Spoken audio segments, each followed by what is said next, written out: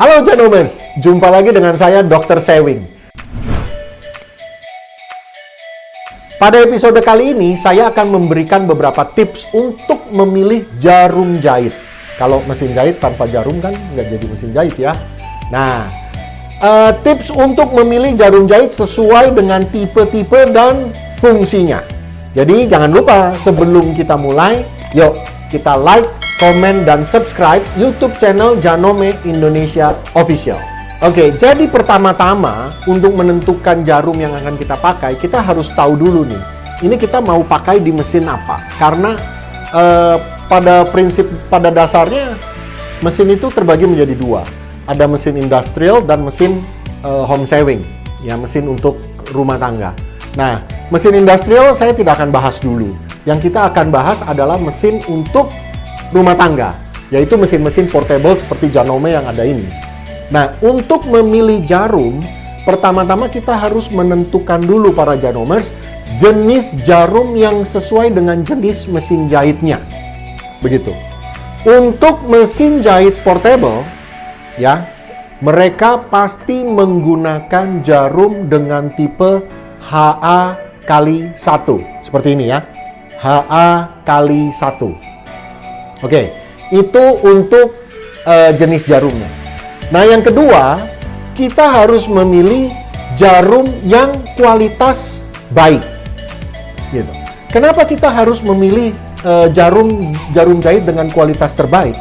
Karena jarum jahit berkualitas tentu akan lebih awet dan dia akan berfungsi dengan lebih baik. Maksudnya lebih awet, dia tidak akan mudah patah. Itu yang pasti. Nah, kemudian kenali pula beberapa pilihan jarum mesin jahit untuk menjahit baju atau kain dengan sifat dan karakteristik yang berbeda-beda.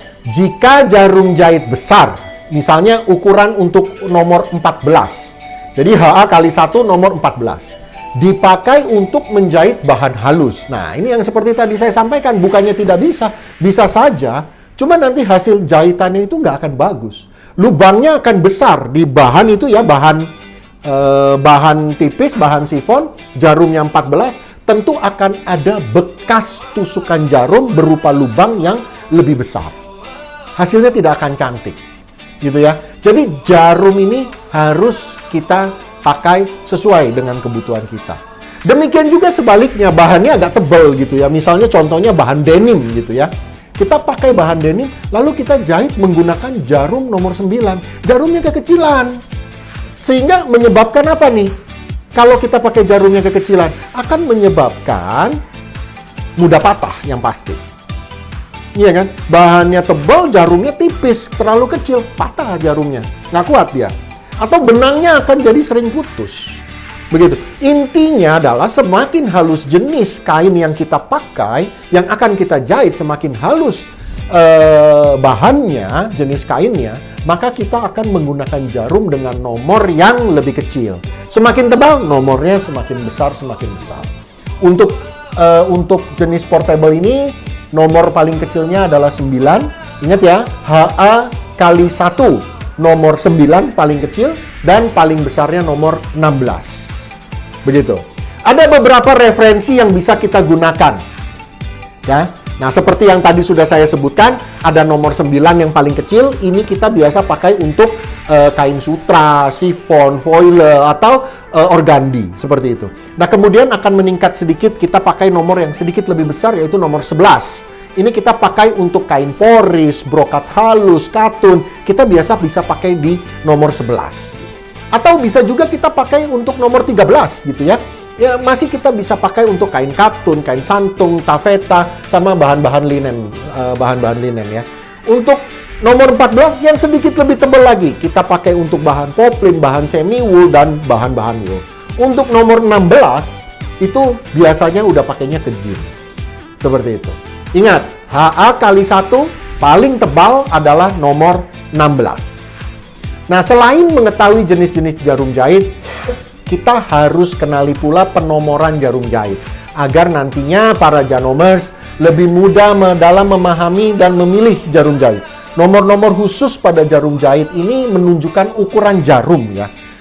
Setidaknya ada dua cara penomoran jarum jahit. Cara pertama adalah kita menggunakan nomor metrik. ya dalam kurung nm. Nomor ini mewakili diameter bagian runcing jarum dengan satuan milimeter. Diameter diukur tepat dari bagian cekung, tetapi tidak termasuk bagian runcing jarum. Ini ya, ini contoh jarum. HA kali 1 nomor 16. Jarum itu kan ada cekungnya ya. Oke, ini nih kalau jarum itu nih di sini nih ada cekungnya. Nah, dari cekung ini tidak termasuk sampai ke atas, tapi lubangnya ini. Nah, itu menggunakan nm. Begitu. Jarum NM110, artinya jarum ini memiliki diameter 1,1 mm pada bagian runcing jarum. Di sini. Ya, pada bagian runcing jarum. Nah, jarum NM50 artinya jarum ini memiliki diameter 0,5 mm pada bagian runcing jarum. Begitu. Nah, cara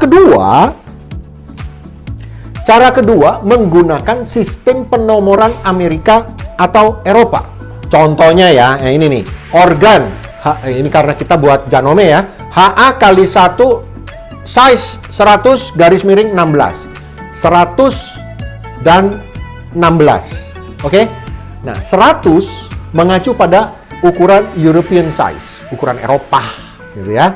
Nah, yang 16 ukuran American size, ukuran Amerika. Nah, itu ya. Nah, umumnya kalau di Indonesia kita memakai American size. Itu yang kita pakai, ukuran-ukuran dari Amerika. Maaf, Ibu mau beli jarum nomor berapa? Bapak mau cari jarumnya yang mana? Oh, HA kali 1 nomor 14. Nah, begitu ya. Oh, HA kali 1 nomor 16. Jarang sekali kita menemukan, oh, HA kali 1 nomor 100 gitu, jarang gitu ya.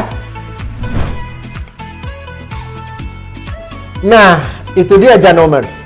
Tips dalam memilih jarum jahit yang harus kita perhatikan lebih detail dalam pemilihan jarum.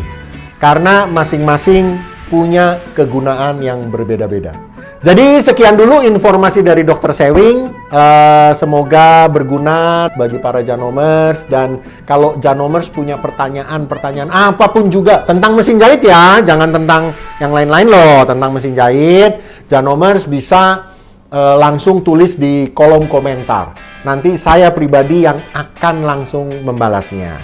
Begitu? Nantikan tips-tips menarik lainnya dari Dr. Sewing agar menambah wawasan kita semua tentang mesin jahit. Sampai jumpa lagi, salam Janome, salam menjahit.